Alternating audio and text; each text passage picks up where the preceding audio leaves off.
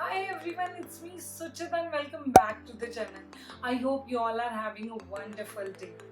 Today's topic of the video is classroom management, or you can say how you can set up a healthy and interactive classroom environment with a huge number of student participation. Because we are living in an era where the students are extremely sensitive.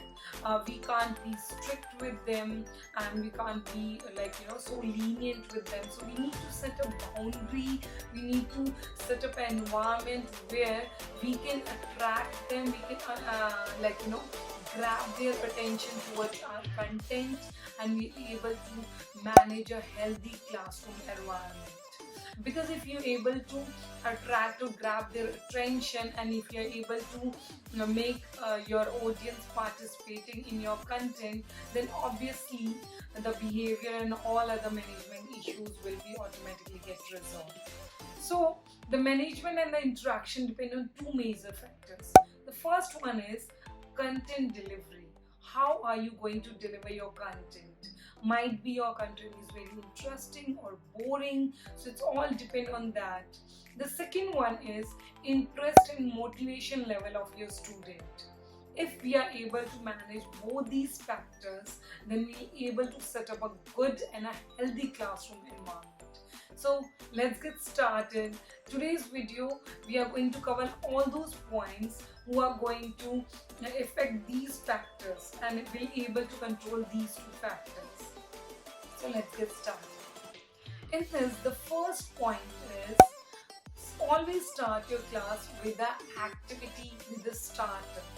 Yes, because see, your students are coming from different classes. If you're teaching the senior student, they are coming from different subject of classes, or might be they are coming from a lunch break.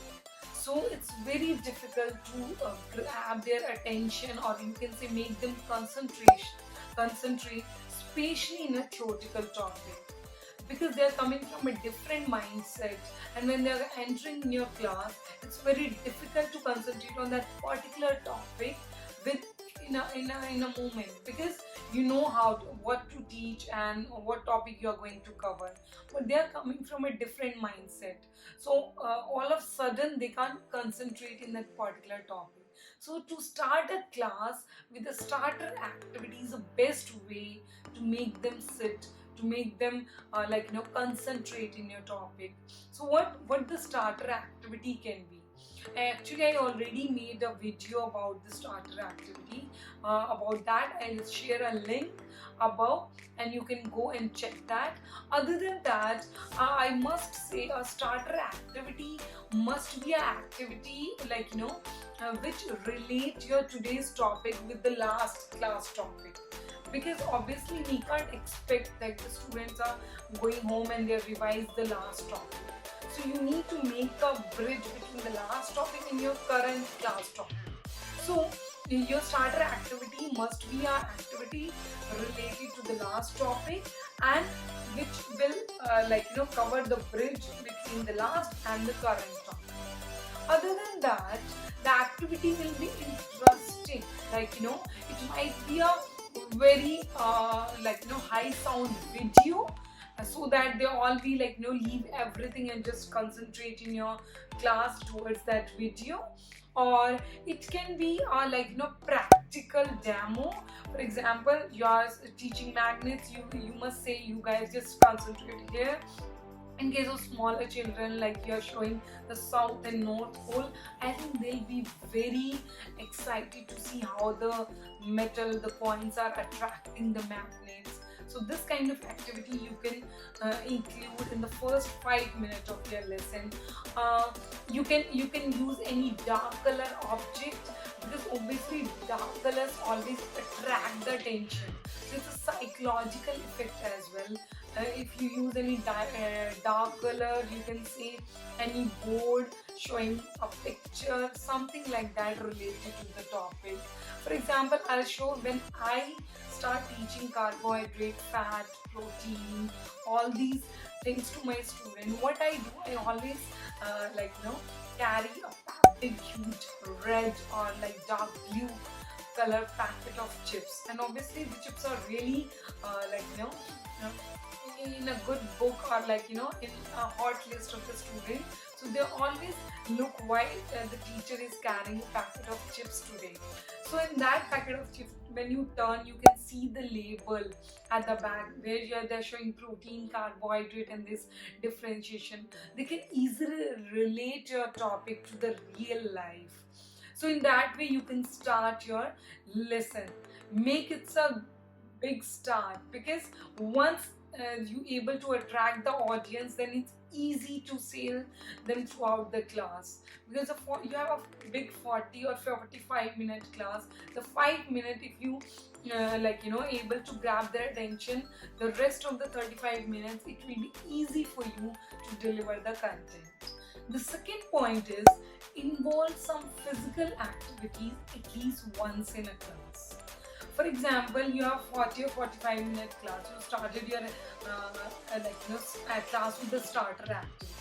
Then you come to your content delivery. During the content delivery, do something, involve something which will lead to physical movement of the student. For example, they'll stand up in the class, or might be they are moving their hands. This is too boring to just write and just look towards the board and do not involve any physical thing. So you must need to include any physical activity.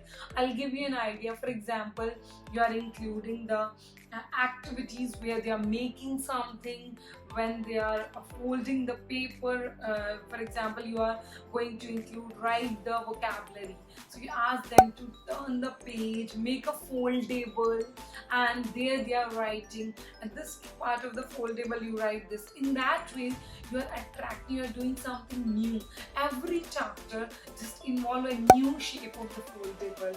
So they'll be looking, oh, what is the shape of the where the ma'am is folding the sheet, that side. So involve all these things. Other than that, you can involve like think, pair and share activity. What is think, pair and share activity? For example, I am teaching the vocabulary. So my word is something noun. So the child needs to find out the definition of noun. One child must have a slip of noun, and the other child must have a slip with the definition of noun. So you just distribute the slips randomly, and they have to find out the pair of like student who has the same word meaning. Like I have the word, and the other student have the definition, the complete explanation of that. So that kind of activity you can involve. Other than that, you can include a pop-up quiz. Pop-up quiz is like you just carrying the board, write something. They have to raise hand, they have to stand up, and they need to answer. Or you can use a spinning wheel in your class. Spinning wheel is a wheel where you just it's a wheel with the arrow, and you would just write down the name of the students, and you just spin the wheel, and any name will come, and that student needs to come forward and just need to explain the 2 or 3 minute content you deliver to them. You just need to repeat. Then they'll be showing their attention towards you, because they must know that might be yesterday it was Rishika's name, and today might be going to be Suchita's name. So I need to be conscious, my name will come, I need to go in front, I need to explain that the thing in front of everyone. So you can include a physical activity. You must include a physical activity once in your 40 or 45 minutes class. Next one is, and this is I think the most important point of this section, include differentiated activities. Yes, see, in a bunch of 20, 25 or might be 30 number of students in a class, all the students are not of same level.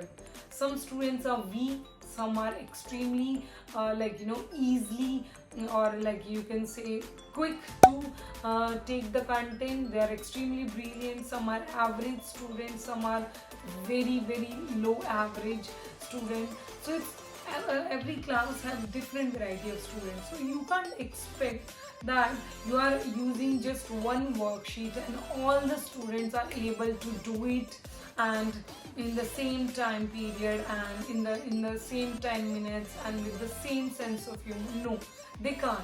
So as a teacher you need to plan at least four different activities, or you can say four different type of worksheet for your particular class. I know it's difficult, but believe me, once you start doing and you make it a habit, it's much easy because you see your classroom management is so good, the students are showing more interest and you are able to get good output out of that, and which is very important for as a teacher. So just plan 4 or 5 different activities, or at least 3 different activities for a particular lesson. For example, I am going to teach a DNA.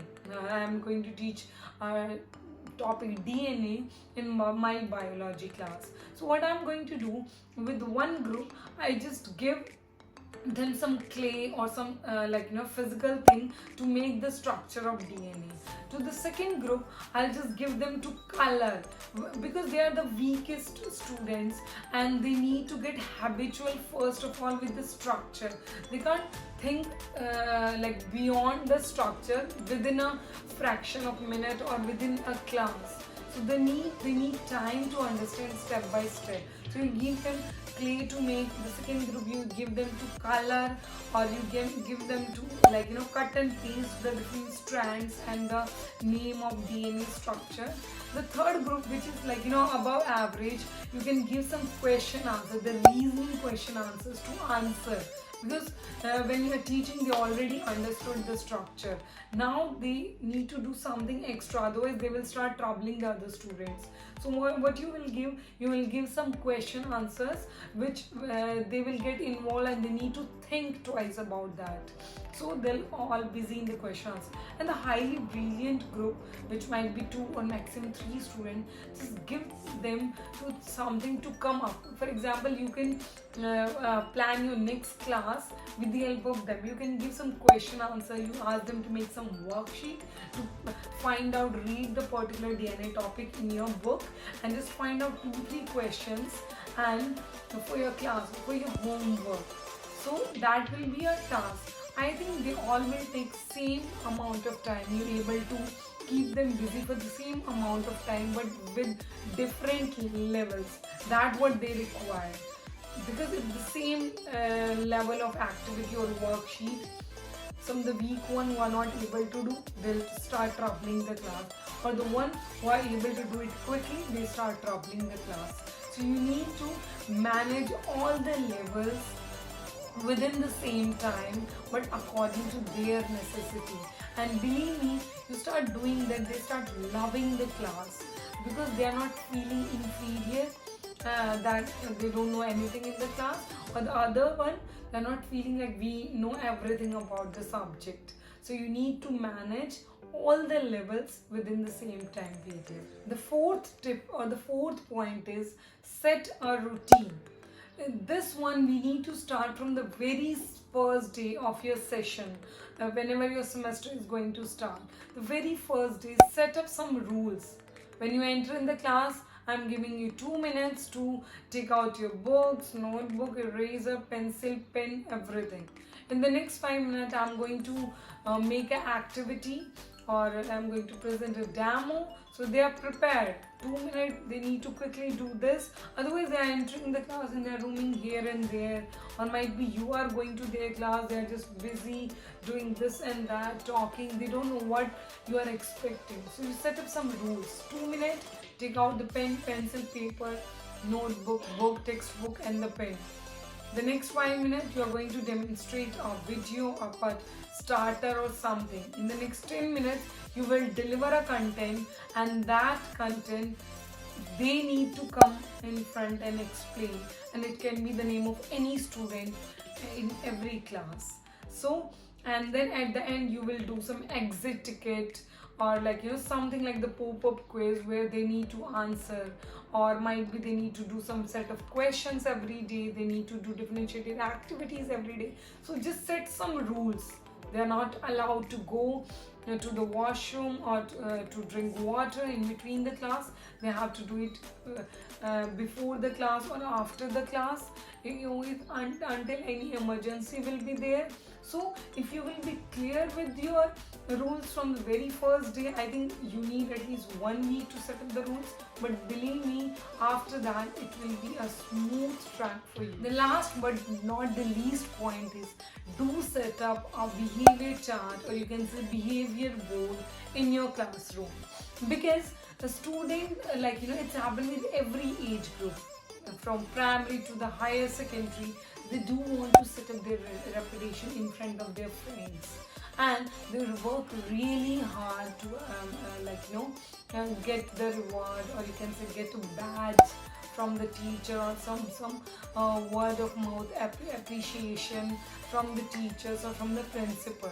So do set up a behavior chart and give some clear instruction about the star of the week, or you can say best handwriting student of the month, best behavior student of the month, or you can say the one Mr. and Miss Curious, or Mr. and Miss Einstein, because the one who are going to ask more questions. Believe me, to earn that badge, they just run to ask the questions, and in that way they come out with the fear of querying, and they really get motivated towards asking the questions. Do set up some linguistic stars. For example, you want to set up an environment where all the students are going to speak in English only, and they are not ready to do that, because when they are talking in between the friends, they do talk in the regional and the state language. So do set up some rewards. The one who are always going to speak in English in the class, even during the conversation with the friends, they'll get the golden star. The one who are speaking 5 times in a week in the regional language, they'll get the black star. So you can set up some criteria, and believe me, we are really working to you can't just motivate them every moment, but those badges on the board, those stars on the wall are always attracting them. They always want to see, at least I will get. Even the worst student, even the worst behavioral student will think at least he'll get once in a year the star of the week. And they really do work hard. They really help you to set up an environment where they will achieve those things. So that's all for today's video. If you really like my content, if you really like my effort, so do give a thumbs up, like the video, subscribe to the channel, so that you will not miss any video, any upcoming video on my channel. Thank you so much. Have a nice day. Be healthy, be safe, stay at home, keep working hard, keep growing. Thank you.